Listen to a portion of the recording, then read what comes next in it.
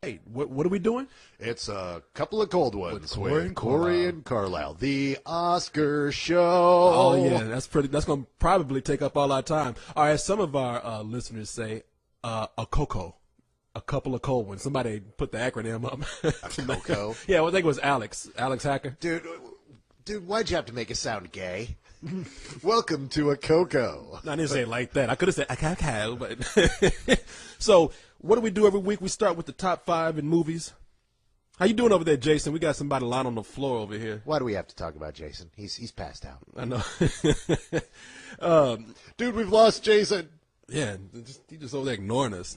Jason is practically lying on the floor like a drunk man. Are you okay? I'm doing all right. Okay, all right. Just checking on you, man. Why don't you get a chair or something? Okay, no, fuck it, never mind. Okay, Well, why are we even addressing this? Because I just want He's to over there being cool, being quiet, making sure not to disturb us while we're recording, and you're like, hey, man, what's up? Let's talk to the guy who's not mic'd. Yeah, that would be awesome. Because he's laying on the floor like a homeless man. I'm just trying to make sure he's comfortable, but I guess he Or is. what you call Tuesdays. Oh, fuck you, man. I don't even know what that means. Anyway, let's start out with the top 5. Let's start out with number 5. And at number 5, we have Fool's Gold. Well, the movie that just won't go away. That fucker won't die, It's man. like herpes, dude. That movie just won't go away. And there's no cream for it. No, there isn't. And the thing is what depresses me is number 6 is the far superior film. Once again, definitely maybe, is edged out by Fool's Gold because, well, fools fucking watch it. Yeah, exactly. They knew what they were doing. They named it that. And the thing is, and what kills me is I talked to my mom today, and I was like, so you've seen Definitely Maybe, right? Oh, yes. But how's that Fool's Gold? Oh, shit. I mean, come on. You know that's why the movie's doing well, because our mothers will see that shit. Our mothers will see that. But I'm proud of my mom. She went and she saw Definitely Maybe instead of Fool's Gold first. But now she wants to go see Fool's Gold. No, she it's really loved weird. it. No, no, Definitely Maybe isn't weird. It's really good, dude. Everybody's digging on this film. I'm not saying I haven't even seen it yet. I'm going to put up your review this week for it too. Hey, everyone who's listening, we've been behind because this has been a hell week for me, and we're going to put up that Definitely Maybe review. You've heard the audio probably, but your work is not in vain. My work Carlyle. is always in vain. Let's see what we have. So number 4. Step Up to the Streets, and that's another movie that dumbasses are going to see. That shit won't go away either. Well, but this is the second week. At least it dropped from 2 to 4.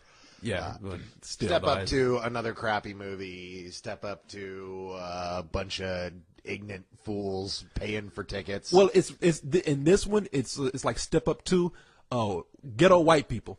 Because now the kids acting ghetto. You know, they're the ones going to the parties and dancing, and they're the ones the black kids are coming out and saying, "Oh, you don't belong here." And I was just like, "Come on, man, that don't happen in life." Oh no, that's that. But see, that how awesome would that be? You know, you've got the black people like, "Oh, you've come to the wrong party," and then the white kids like, "Fool, you trifling." Yeah, exactly. Time for a dance off.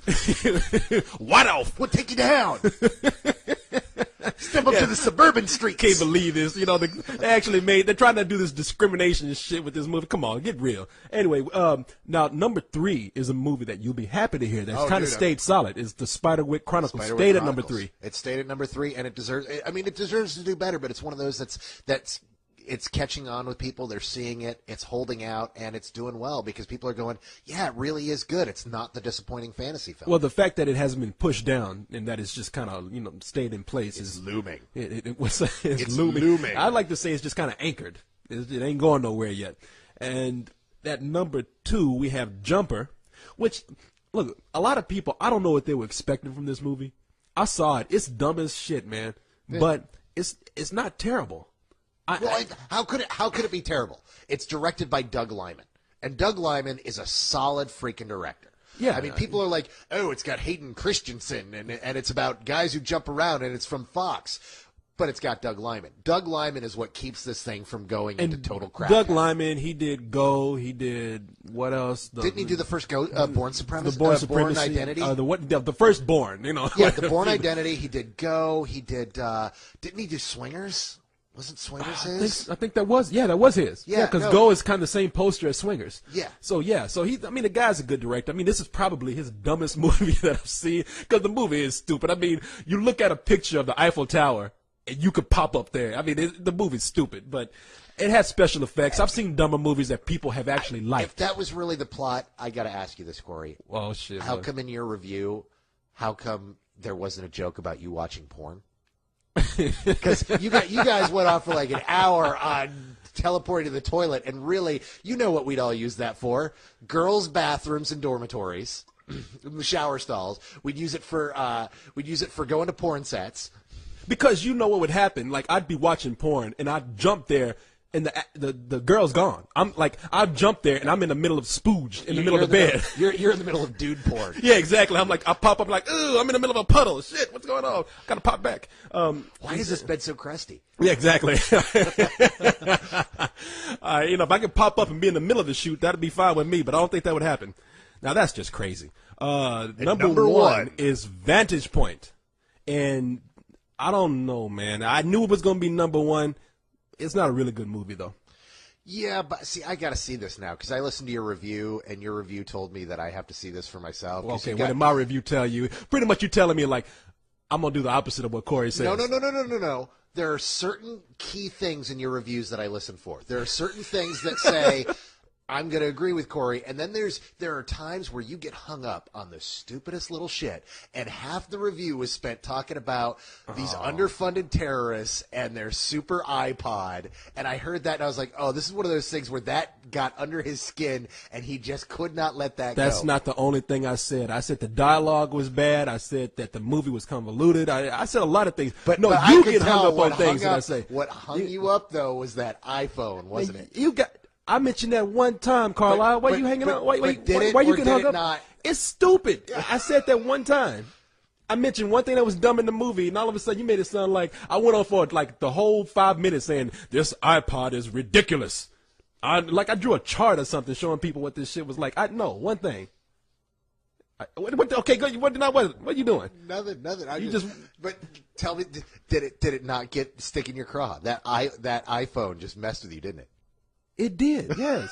But but listening to you, I have known you long enough, my friend, that when I hear something like that, it's like, oh man, that's what really got him.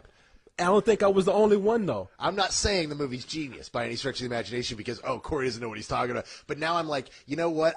We've seen films together where I'll really like the film and you'll hate it, and what'll really stick you is that somebody had a magical phone, and the magical phone just gets to you. Let me say something, first of all. I didn't get hung up on it. But it was a ridiculous thing. Man, a dude in this movie has a fucking phone that I could kind of take it if it controlled one thing. But this fan controlled a rifle. It controlled a fan in somebody's room. I think it even served as somebody's car alarm or something. And these terrorists can barely afford the fucking. Dude, it's a movie. Don't use that excuse. No. It is called the suspension of disbelief. It's called goddamn ridiculous is what it's called. Look, I don't even know. I'm doing another review of Vantage Point. I don't even want to dwell on this shit. And see, I knew that if I brought it up, you would get this. You were hung up on that fucking iPhone. Shit, I think that iPhone, that iPhone, I think that iPod grew fucking feet and actually shot the president itself. So that was the big people. That's the big twist of the movie. You want to know who shot the president in that movie? The iPhone did it. So anyway, Kennedy, it was an iPhone. It was an iPhone. Technology gone bad. So. That's the top 5 this week. Nothing real different. A couple of movies opened up. One of them deserved probably a little more attention than it did, but I knew it was the kind of movie that would not get it, and that is Be Kind, Rewind, the Michel Gondry's new movie. You know, they really were worried about that one. It was supposed to go out in January, and then they moved it back to February, which is supposed to be a good sign, because when you move a film from January to February, it's like, oh, they actually believe in it. They moved it back beyond Valentine's Day. They think this is a good movie.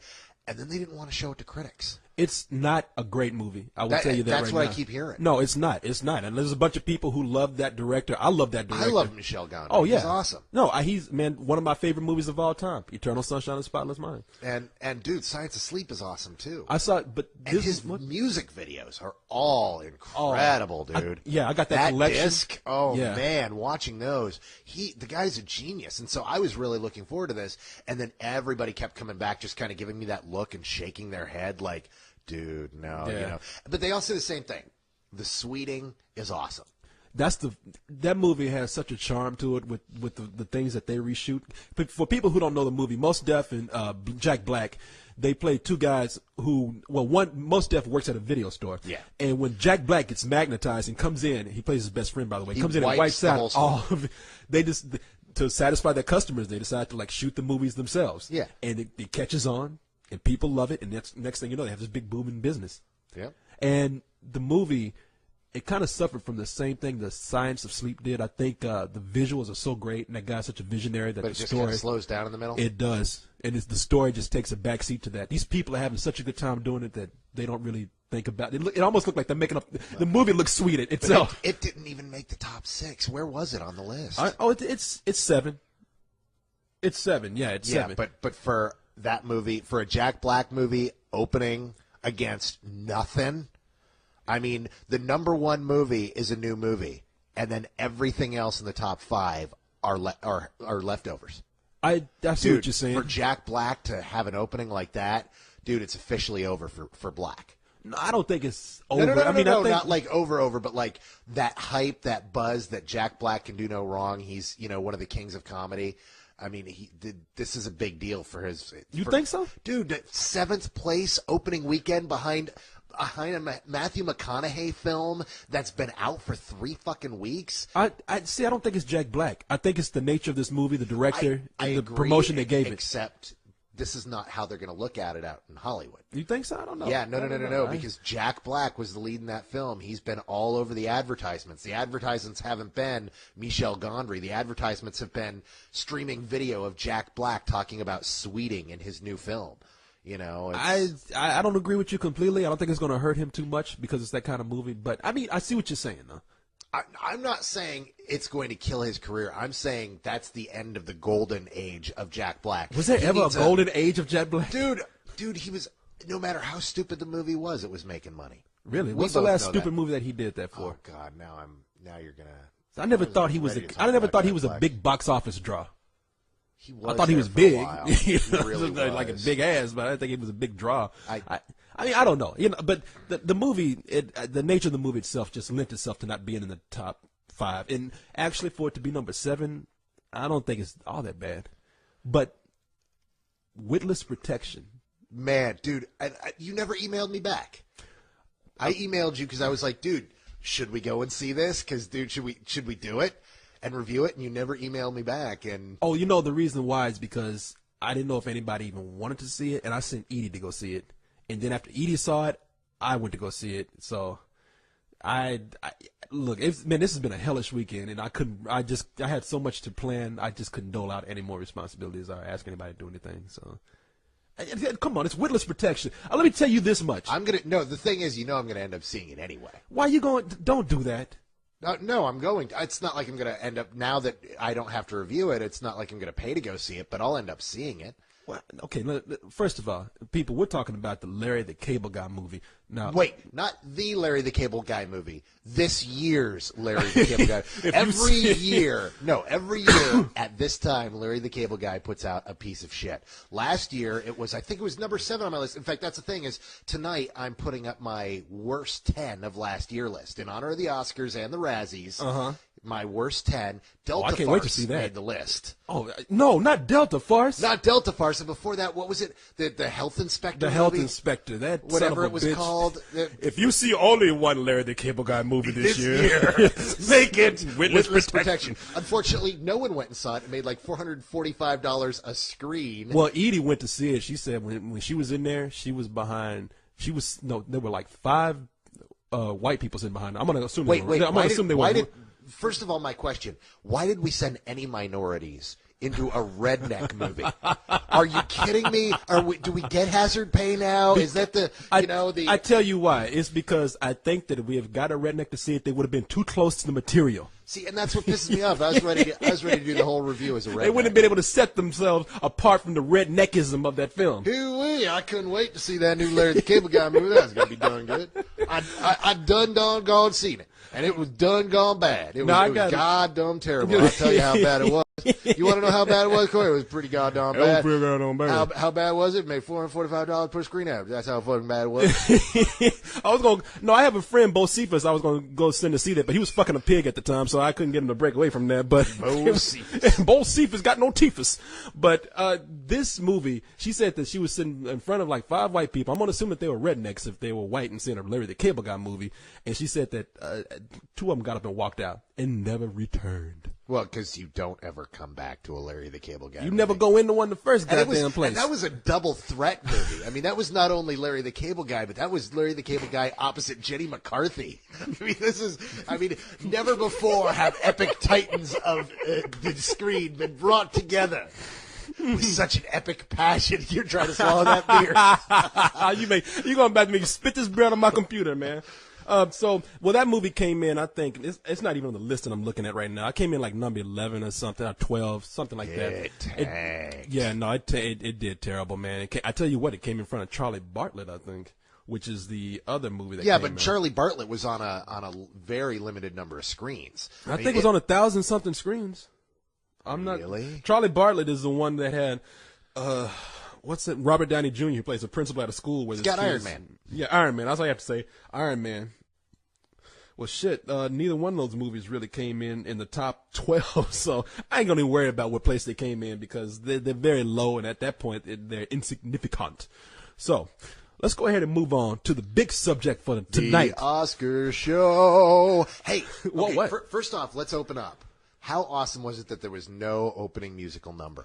Oh, thank God, man. The show's long enough as is, but I was like, oh, my God, they went right into awards. There's no stupid, musical number. This is great. By this point, they know. They know. Yeah, exactly. I mean, so let me get your opinion of the Oscars overall. Well, first of all, Jon Stewart is a man god. Was he not the funniest motherfucker on the planet tonight? He was very funny. I didn't like when he put too much political comedy in there. I don't know how much that was him. Yeah. As much as it was, but as much as it was the writers. I mean, come on, it was, Well, he's a very political guy. The Daily Show. I figured that he interjected that himself. See, I felt that too. I mean, there was the swipe at Republicans. Yeah. And that was kind of like, oh, fuck. That's him, man. Yeah, but man, but aside from that, he was funny. The Norbit joke is probably the best Norbit joke ever told. I like the fact that he knew when shit was bad on there, and he wasn't afraid to mention it. And I love that. What did he say about Norman? I'm gonna let you tell. Oh yeah, the great line about and Norman I laughed my ass off at that. Finally, far too often the Academy ignores films that are not good.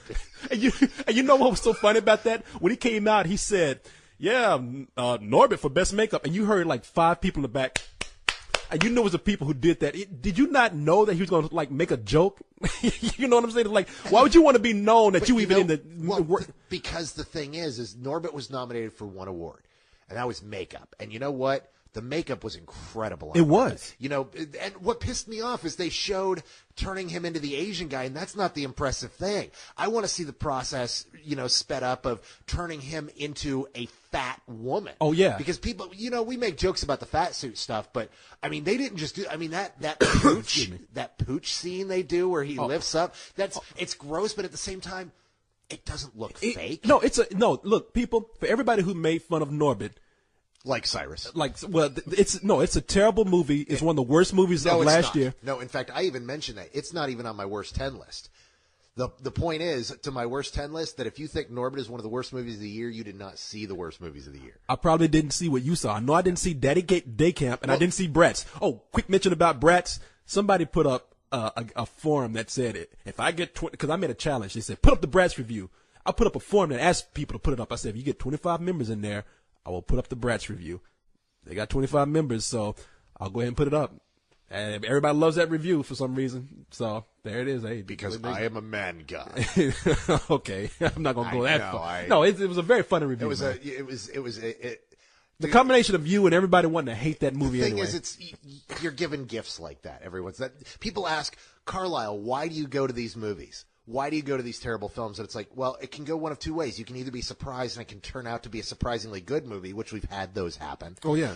or you could be handed a review like that. Yeah, no, and that was I suffered for 2 hours, but I've made people laugh time and again with that review. God bless them. No, people really, you don't understand. Bad movies are gold for a critic. Yeah.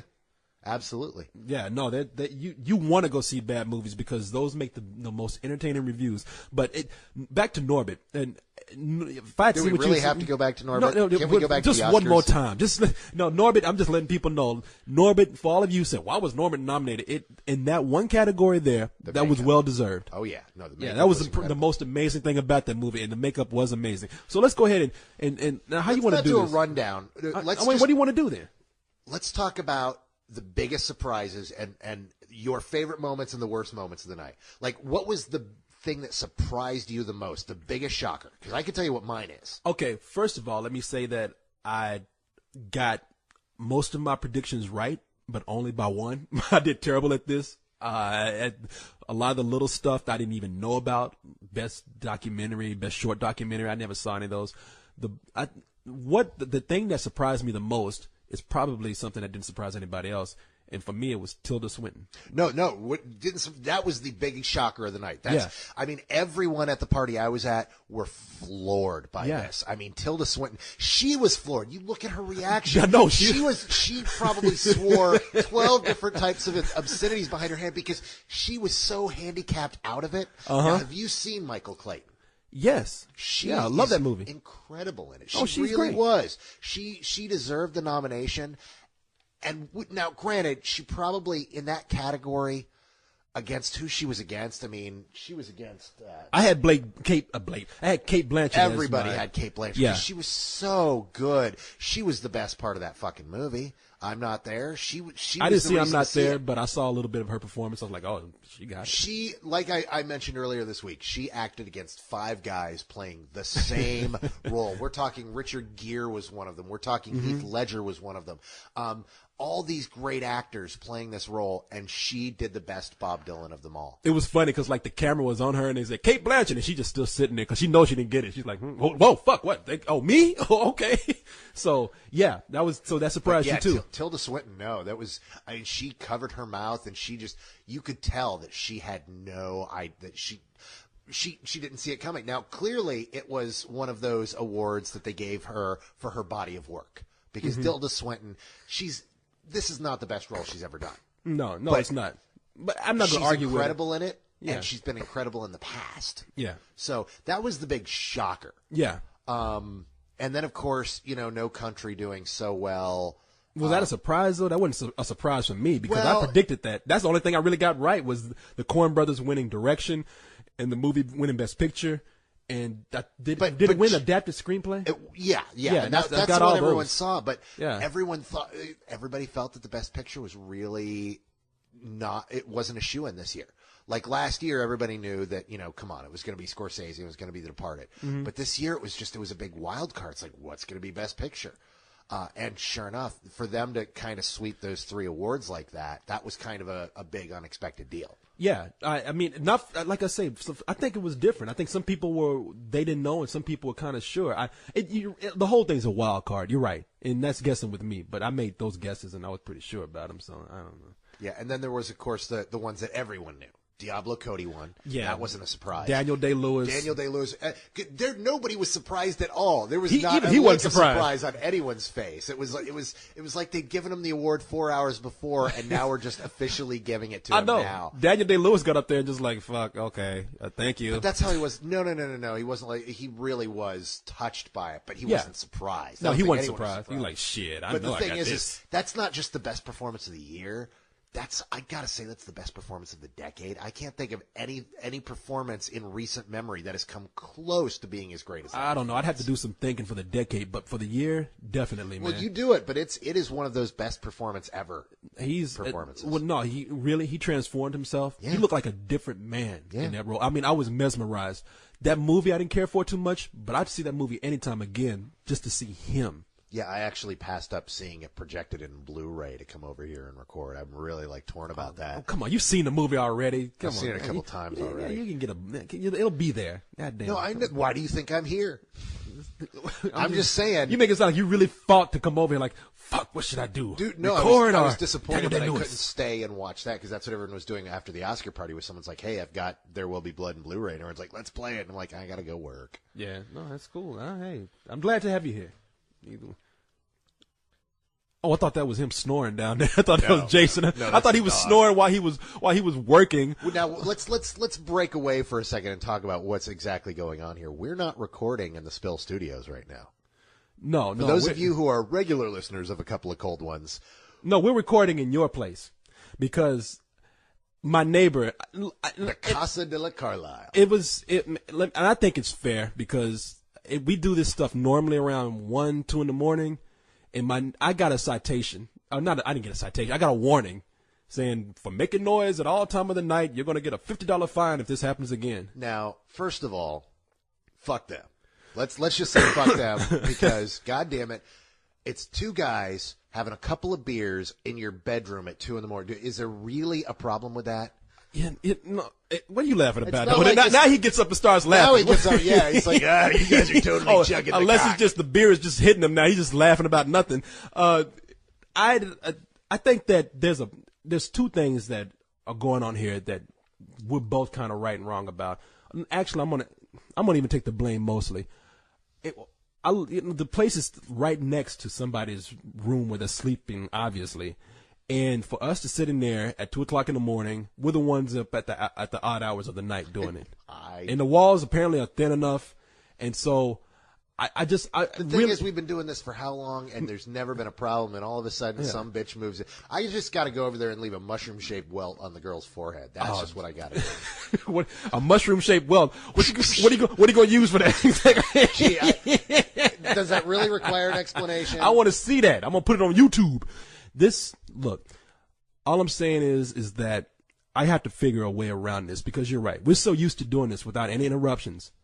I don't know. Maybe somebody wasn't living next door for a while. I don't know what's going on. All I know is maybe somebody just needs to get laid a little more often. Maybe so. Maybe we can buy her. Maybe we need to send over the Coleman.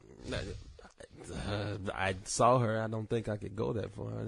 I've seen the girls you've been with, dude. I doubt there's little that you can't go with. I guess if I put a paper bag over her head and draw some lips and some mascara on it, I could probably knock it out. And that's what you call Thursday. I'm joking with this woman. I don't know this woman, and I doubt if she's listening. But the thing is that we just have to. I have to talk to some people first, and I think that I've heard people next door before, so I know the walls maybe are kind of thin. So maybe we are keeping her awake. I don't know. I'm trying to be fair and diplomatic about it. All right. Well, let's get back to talking about the Oscars again. So, yeah, I know. I just had to bring that up because we've got a snoring dog. We got a guy asleep on the floor. He's asleep and he's still on his phone. I swear he's got his eyes closed and his fingers are still moving. Jason, you all right? Okay. Now, what is it about the Oscars that you want to talk about next? You got a special moment from the Oscars that you want to mention? Oh, you know what? I don't know how everyone else felt. I know that where I was, the party busted into applause after we'd shouted boos and hisses when they cut the mic of the girl from Once. From Once? That was bullshit, man. That was some serious bullshit. But how awesome was it that Jon Stewart? That Jon Stewart came back out and said, look, we're going to bring her back out to give her speech. That was such a great Menchie moment. Oh, man, let me tell you something. That song, I did updates all tonight. And people, thank you. We had a lot of hits tonight because of those updates, and that was cool. I'm glad you people stuck around. But I told people earlier, that song, I'm so glad that song won because I saw that movie on a plane. Oh, yeah. You saw it on a plane? I saw it on a plane, and I was sitting on the plane crying just because of that song. Have you seen this movie? Pussy. Oh, fuck you, man. The Mr. Romantic Comedy up here. For once, I'm like telling you how I felt about a very romantic movie. You cried. And you sit up here. You man, cried, fuck dude. off, dude. You know, this movie was tender. Bitch. All right, whatever. No. I know you're screwing around. Dude, you don't even have to show me the Iron Giant. You just have to go, Superman, and tears start rolling down my cheeks. Okay, I can actually cry for human beings, but you crying over a cartoon robot. What the fuck is that all about? That's a Brad Bird cartoon robot, bitch. Don't talk to me, animation motherfucker. Goddamn geek moment going on No, right but here. no, I've seen that movie, and that song's really good. Yeah. And it's a really, and that was such a great performance, and that was actually one of the best parts of tonight was watching them play that live because they did all those songs from Enchanted, and only one of them actually had the people from Enchanted singing it. And it just kind of removes the magic to have, like, hey, look, it's this straight Zac Efron singing this song from Enchanted. Oh, that's so great. No, they were seeing that song performed almost made my eyes welt up again, but it was ruined for me by the orchestra coming in at the end because I hate Academy Award music. Ba-da-ba-da-ba! You know, it's like, come on, man. What are these union guys that you have to use them? Yeah, they do. Actually. Oh, fuck. Okay. There's all unions in Los Angeles. Yeah. But Once was so good. That song in particular was so good. Mm-hmm. And but they cut the mic as she comes up, and so she just walks away, and you can hear them turn the mic back on because somebody fucked up. And it's like, wow, somebody just lost their job 3 seconds ago. I just thought they didn't want to hear what she had to say. I thought, like, fuck her, man. We're tired. No, she turned to the mic, and they're like, They weren't paying. It was somebody who was getting ready to push the button and to move on to the next thing, and they fucked up. But to bring her back out everybody just applauded when they announced. Oh, I was so happy they did that. I mean, because that was well deserved for both of them. Yeah. That was really one of the highlights of the awards for me tonight. It was. Oh, what else, man? I love it that they were playing that music on some people in the beginning, though. Like, people would go on and they didn't waste any time. They're like, get your ass on off stage. Dude, it was the night of 1,000 accents. Did they give any Americans except Ethan and Joel Coen awards? I know. And there's nothing wrong with that, but I mean, it truly is an international award, but it's just like, anyone who voted for the non-American in every category won every time. And the foreign people, there was one French dude. I think he won. Let me see. I think he won for best short film. Anyway, there was a French dude. And he got up there and he looked like he was about to eat, like he was in front of a firing squad. Like he was about to get shot. He was like, we are. Wasn't that the guy who won for doing makeup on La Vie en Rose? No, though. I don't know. That was the French guy. I don't know. I don't know. It was a French dude.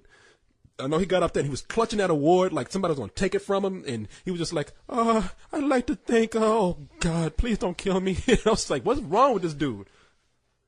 And then there was two people who looked like they just got through, like they just got through smoking weed because they didn't know they were going to win, and they called them up there like, oh fuck. Speaking of that, dude, did you see how stoned Harrison Ford was? You think he was? Oh, dude, he's one of Hollywood's most notorious potheads. I'm not gonna say he was. Man, we don't know if he was stoned. I mean, if he was, more dude, he came out. He was stoned. Come on, the guy was stoned out. He might have been happy because he just got a piece of ass before the show started. I don't know. We don't know if he was stoned. Come on, I'm not gonna say he was. Man, if he's a pothead, who cares? I don't have nothing against weed, but nobody's bitching about the fact that he's doing weed. The fact was, did you see how stoned he was? It was because you're like defending, saying, "Oh God, I don't know if we can say that he was stoned," but you know what I'm talking about. I mean, he was not in his right mind. There was something. There was something about that man. Man, you make it sound like he got on stage like, "What the fuck is up, y'all?" No, he was. I'm fucking Indiana Jones. He might as well have, dude. He was not on this plane. He was not an R realm. Yeah, fuck it. I'm a Temple of Doom and shit, man. What's up? Yeah, yo. What's up?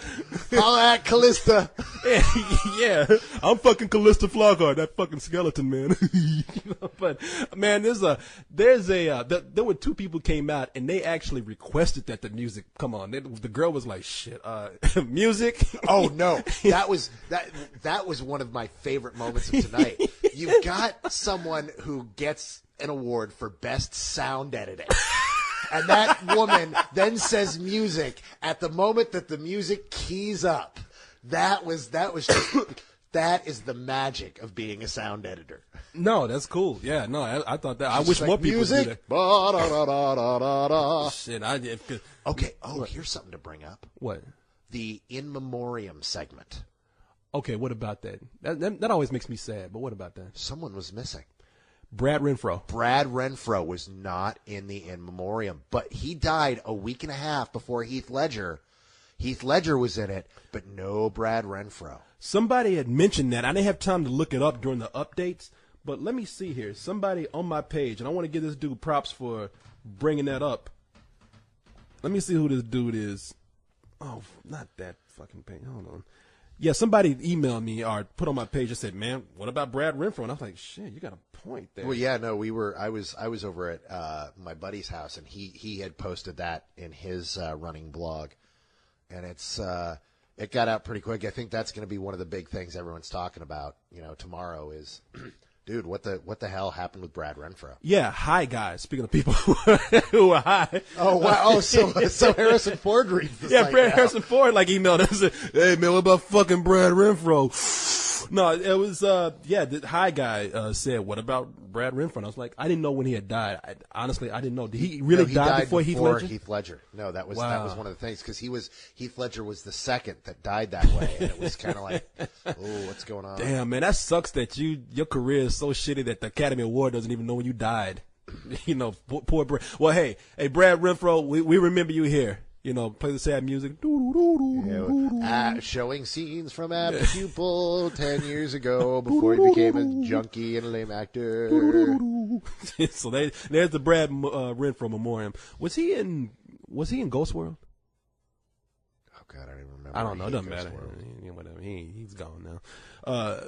No, the funniest thing to me was, and I got the dude's name right here, the art director guy, Robert Goyle. Is that? Oh, dude, Robert Boyle. Boyle, okay. I think it was Boyle, yeah. Goyle, but we don't know. Yeah, we're real professional here, people. But that dude, when they brought him out, first of all, Nicole Kidman, whoever else was, they were pretty much lifting him up and breaking him out.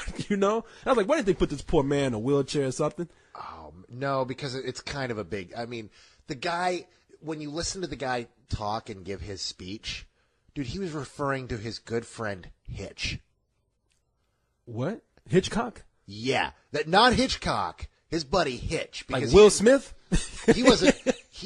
This guy started working with Hitchcock back in 1942 and worked with Hitchcock all through Hitchcock's career. They showed that. But that's his art director, and this guy is so old that. He was close personal friends with freaking Hitchcock, dude. Oh yeah, no, it was the guy's almost 100 years old. Seriously, one of his first jobs was he was the second assistant art director on the Wolfman, for crying out loud. This guy, the old Wolfman. Yeah, the Wolfman, the black and white, Lon Chaney Wolfman. Lon Chaney Wolfman was. God damn! What caught me was I want to know what the story behind this. Kind of tying it all together. Harrison Ford was tearing up during his speech. He was high. No, man. No. He had red eye. He didn't have any Visine. We were wondering about that because I'm like, why is Harrison Ford tearing up? And so what was the deal? We don't know, but keep in mind that Harrison Ford didn't start his career as an actor. He started his career as a master carpenter. Yeah. It's entirely possible that this guy was one of the early guys he worked with back in the day. Like back when Harrison Ford was working on sets as a master carpenter in the 60s, that he worked under this guy who was his art director. Well, 50 years ago. That's amazing. Might be true. You sure there weren't tears of boredom? Because that dude went on and on. They gave us a close-up. He looked touched. It looked like he had a tear. He looked a little verklempt. I'm just saying, it was so funny because, look, I know the dude deserves respect. I know he's mad props, dude. No, he does, but god damn, I don't know where he was going with that speech. I was too distracted when he was walking in. Nicole Kidman, dude.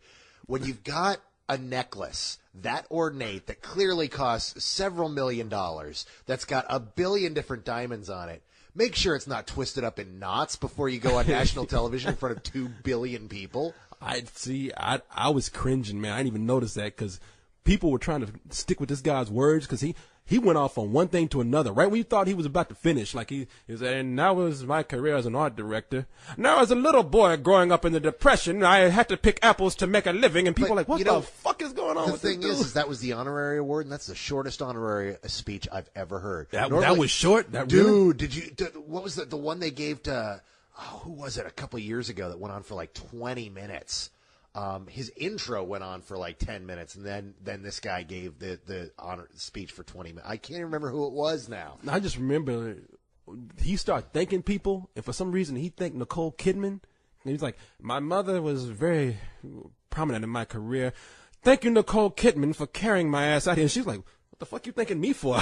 Because he's hoping to get a little ass afterwards. I know you. Yeah, he's trying to pick up on it. I mentioned you in a speech, baby. Yeah, he probably had his hand on her ass the whole time. He's like, "Thank you, Nicole Kidman." That's the most giving fun me I've the final erection of my life. What you mean erection? That dude could hardly stand up himself. How you think his dick gonna be able to stand up? Dude, it's called the little blue pill. You will learn about it one day. Not me, man. No Smurf pills for me. You say that now. You're going to be 70 years old and still picking up Spill Crew members. The day that I can't do that, and I don't do that, by the way. The day that you always got to say, I don't do that. Because you make it sound like I'm on there trolling for the chicks. Hey, baby, you know I created this site. You and Ryan, man. Me and Ryan cruising for chicks. Hey, Ryan, you pick up anybody tonight? Hey, Ryan, smell my finger. No, there's That sounds like a completely different game. No, the moment I have to take that little blue pill is the moment I'm gonna drive my car off a cliff and go out in a blaze of glory. You know what? Can we make $100 bet on that too? Because I would love that. Actually, we'll have to go with inflation on that one. No, I'm not going to make a bet on that. No, the minute that shit stops I ain't working, making a bet on that at all. Doctor, give me something to get the plumbing working again. There are too many 18-year-old women in this world that need to be plowed by the courster. That's a joke, people. Okay. Yeah, that's not a joke. That is a joke. No, he will really keep plowing the 18-year-olds as long as he can. That is the biggest joke. Come on now. Nicole Kidman's going to be like carrying your ass out at 8 years old. He's still going to be like groping 18-year-olds. Man, why are you doing this to me, man? Why are you doing this to me? Because we're bros, and that's what bros do. I want you to admit to these people that you were full of shit. You're not going to do it, are you? Okay, Korey, you are full of shit. I admit that. I admit that you are full of shit and that you will grope any 18-year-old you get a chance to. Oh, let's see now. Oh, look at how Carla's doing on here. Hey, how you doing? You're like, no, I'm kidding. No, gazing over it. See, that's the beautiful thing about the way that we have the picture set up is it's set up so that Korey can go immediately to the hotter looking girls on the clicking on the profile. I guarantee you that if we did a check on the number of click-throughs we get more click-throughs on. Actually, that is not fair. I'm a very equal opportunity welcomer on the site. I go to man and women's site mainly because a lot of them don't have their pictures posted up. No, that's not why. But I do that. No, overall, listen. The Academy Award. Yeah, I'm changing the subject. Changing the subject. Yeah, overall, look. No, overall, the Academy Awards. Great. What am I talking about? You got my mind all scatterbrained. You're thinking about the girls of Spill. You're like great. Yes, they're great. They're wonderful, firm, and so. Yes. Oh wait, we're talking about the Academy Awards. Yeah, we're talking about magnificent. No, the Academy Awards tonight. Not one of the best, but not one of the worst. Actually, I really enjoyed it. I had a lot of fun. It never really dragged all that much. And, man, Jon Stewart really kept it light and fun. And no, he did. There were some moments in here that they had, and they were moments of, this is why we hate the Academy Awards. That whole thing of a tribute to binoculars, that was bullshit. Well, that was, you know what that was. That was bad writing? Well, no, that was them making fun of what the Oscars would have looked like without the writers. That was their tribute to the writers. That whole joke was all about, this is what the Oscars would have looked like. Was it a good joke? No. It's why we all bitch about Hollywood writers. Exactly. It's clunky. It was clunky, and maybe it was a joke they should have steered clear of. But okay, what was the worst joke of the night? I think the worst joke of the night did come from Jon Stewart. Harrison Ford? Harrison Ford car dealership thing. Hurt. And he started out with a bomb too in the very beginning. There was something he bombed on. Nobody laughed, and I can't remember what it was. It was too far gone, but that one was worse. Yeah, that was, and you could tell on his face that he knew. He was like reading the teleprompter, saying, "Oh, you got to be fucking kidding me! I'm not going to say." See, that's one of those jokes. The next person is either an international film star or a car dealership. Harrison Ford. That's one of those jokes you come back and you say, "Look, they made me read that shit. Okay, I didn't want to do it." Dude, how about that great Steve Carell moment early on where he's always looking for attention? What was that all about? Oh, they were joking with each other. And, it was that whole kind of exchange between Jon Stewart and Steve Carell. It was really kind of. Well, some of the stuff that people thought were great is stuff that I didn't think worked that well. Seth Rogen and Noah Hill. Jonah Hill. Jonah Hill, whatever they did. Did you not like that? I thought it kind of went off. They both have Jufros. Yeah, that was kind of the point. Was that intentional, by the way, that they looked alike? Was that? That's why they were put together, because everybody jokes about the fact that they look alike. Okay, And they're both all right. these up-and-coming comedic stars. No, that was funny. But the whole thing of I'm Holly Berry, that went on too long. I found that. You found that hilarious. Hilarious. But then again, I'm a big Seth Rogen and Jonah Hill fan. I like really Seth Rogen Jonah a Hill. lot, but I didn't think that joke worked. A lot of people thought it was funny, though. But see, it led to one of my favorite improv jokes of the night when one of the producers walked up, or one of the sound editors walked up and said, I'm here to kiss Halle Berry. Oh, okay. And both the guys had this look on their face like, what? What else is there? That thing that you're talking about with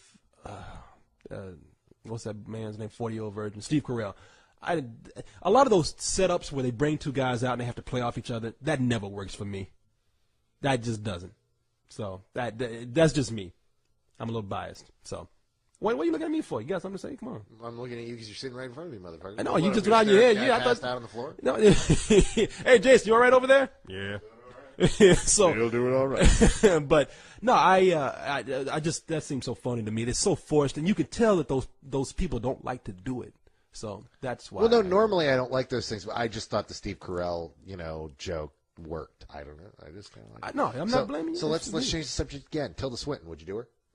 Man, come on. I look. What's this girl's name here? She's a middle-aged white girl. I've got to assume that you would do her. Oh, hell yeah, I would do her. And she's like on the bottom of my list, but I would do her. Julie Christie, I would do more before I do her though. You don't think Julie Christie's hot? I'm gonna take your silence as a yes. Julie Christie. I'm sorry. I'm closer to the Ellen Page end of the spectrum than I am the Julie Christie. I kind of like them to have both feet out of the grave before Julie Christie, I will yell it at the top of the mountain to the world. Julie Christie is hot to me. Helen Mirren, not as hot, but there's something I'm attracted to her. She's the number 2 on your list. She's the number 2. Helen Mirren, I'd knock that ass out, boy. Now I gotta ask. You know who I didn't see all night tonight? Who? Keira Knightley. Was she even there? I think she was there. I think she was turned sideways though, so you couldn't see her. Oh, fuck you. Fuck, you do not mess with the Keira. Come on, that girl is thin, man. I'm worried about her health. Dude, but I didn't see her on, like, the camera was all about the little girl. It was all about James McAvoy, and there was no Knightley to be found. Maybe she wasn't there. Really, I don't know. Maybe I don't know. Maybe she was in the bathroom vomiting or something. Here's something that really caught me off guard. What?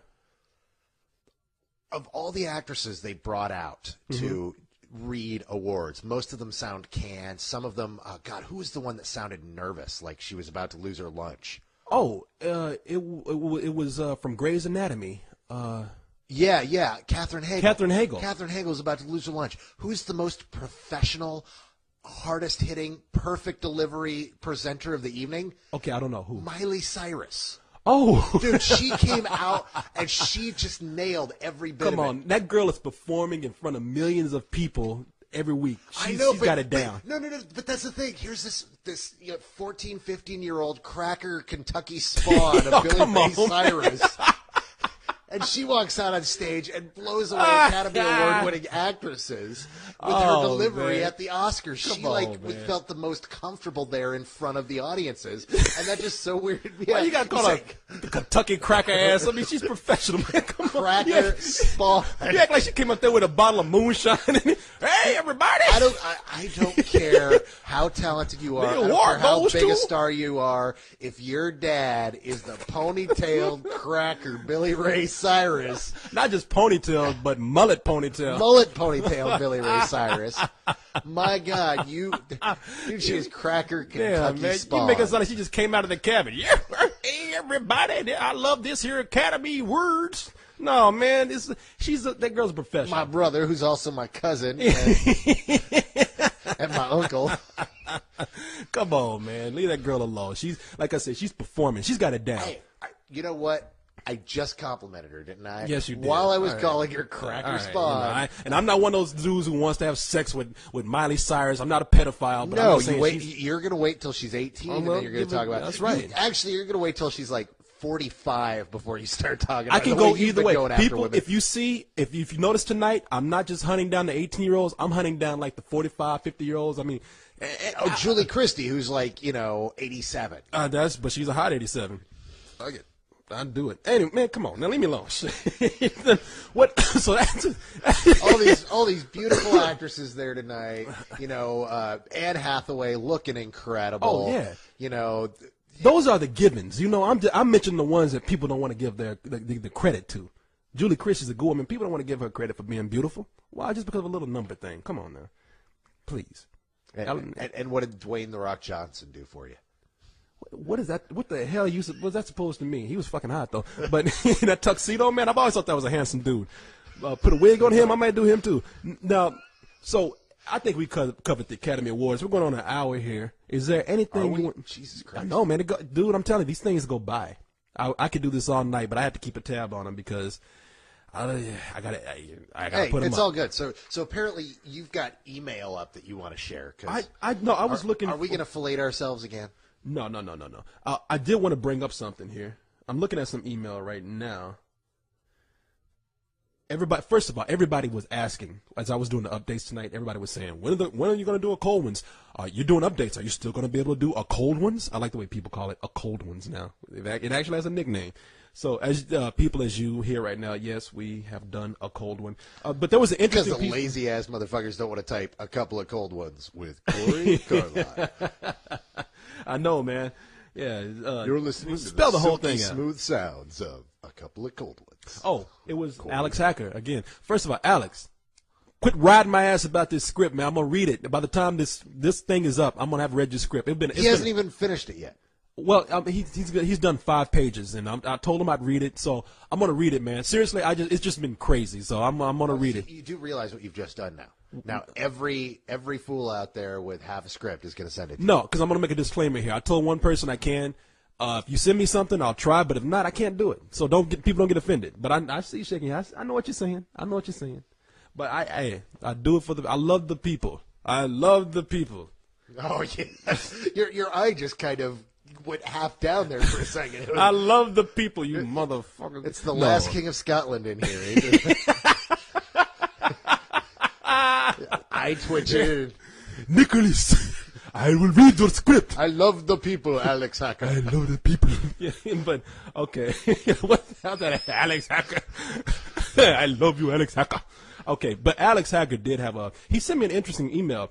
The guy that won tonight for Taxi to the Dark Side, Alex says, funny story. My mom had dinner with Alex Gibney, who's, I guess, the director. She said it was last week. And so she was more excited than anyone that he won. First, Alex, so I would like to know, what was your mom doing eating lunch with him? That's what do you do? What do your parents do? I heard a rumor that Alex's mom is a film critic. Are you serious? Yeah, no, I didn't. I'm not serious that I heard a rumor about that. No, that's what I heard. I have no clue. Where would you hear that from? Him?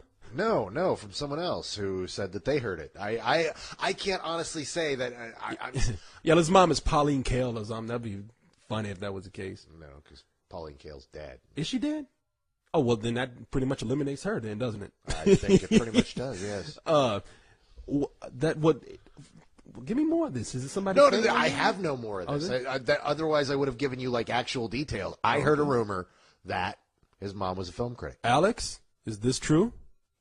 Let us know. I want to know. I want to know about this because I don't know why else his mom would be hanging out with her unless she's a call girl or something. No, I'm just kidding, Alex. I'm just messing with you. Anything you want to mention? Any pressing business here that we got to talk about? No, I mean that was the Oscars. And that was the Oscars. Top 5. I mean, there's really nothing else to talk about right this moment. WonderCon went on. What is WonderCon? Some people were telling me about that. It's essentially it's the San Diego Comic-Con during the winter. Oh, okay. And there was an Iron Man panel, and they showed a new trailer that apparently kicks ass, and showed some footage that kicks ass. And there's an X-Files 2 thing. Somebody put up trailers for all of those on the site. So. Speaking of cons, yes, next weekend you're going to be at. I'm going to be in Minneapolis. So anyone out there listening who still hasn't seen I am going to be in Minneapolis as the fan guest of honor at MarsCon. MarsCon. What is MarsCon? That sounds like a convention for NASA. What are you doing at MarsCon? It's science fiction, fantasy. Oh, okay, I thought it were astronauts went or something. MarsCon. No, it's No, it's called MarsCon. It seems like it's pretty cool. There's some cool guests, and well, congratulations, I'm one of them. So, but I will be out there speaking about all things, everything. Okay, good. I'll be talking. Yeah, just hey, congratulations on that. That's cool, man. Well, thanks. Oh, so next week you're not going to be here. I'm not going to be here. All right. So when are you coming back? How long are you going to be gone? I'm going to be gone for a week. A week. So you coming back a week from today? Well, no, I leave Thursday. Oh, you leave I'll come Thursday. back on Wednesday. Sadly, I've got to miss that. My flights are set up. I'm missing the 10,000 BC screening. So yeah. Well, I'll get somebody to come in here because I mean people are going to want one next week. You got any suggestions for that? Yeah. What? Co-host. Couple of cold ones with Korey and co-host. You want to know what's funny? Co-host actually listened to the only couple of cold ones that he did with us, and everybody thinks co-host is such a smart ass and that he has no soul, but he listened to it and he thought it's like, I was no good. I don't ever want to do that again because he actually said himself, I'm just annoying and I don't want to become annoying. I want people to like me. Can you believe that? And he really did say this. I'm not making this up. I called him today because I wanted him to do some of the updates with me. He's like, I can't. Because he wasn't doing updates. During the Academy Awards, I did updates all night. What do you mean by updates? I just kept posting video for every 20 minutes or something. So yeah, it was just something I had an idea right before we started. I mean, right before the Academy Awards. It was like around 3:00 today. Posting video of just me giving updates, saying, "Hey, this is what I predict, and this for the next segment, and this is what I missed and I got right." So co-host. If you want us to have co-host on, just let us know. If you have any other suggestions, let us know. But if you want see, this is why I don't let you put that shit near my computer. Oh, because I might kick it over? Yes, or you might knock it over with your hand and just blow up the whole system. You are the one that spilled the beer first. Last week, my man. This is the first beer I've ever spilled doing this. You got a good point with that. All right, fuck I knocked this over by accident because it was on my by my foot because I didn't have it on a table next to me. Okay, fuck Jackass. you. Fuck you. Okay, so that's a sign from God. We need to. It's time to wrap up a couple of cold ones with Korey and Carlyle. So please, people, if you have any suggestions for what we should do next week while Carlyle is gone, I'm open to it. And I might not be. This is the thing: is I might not be around for a few weeks.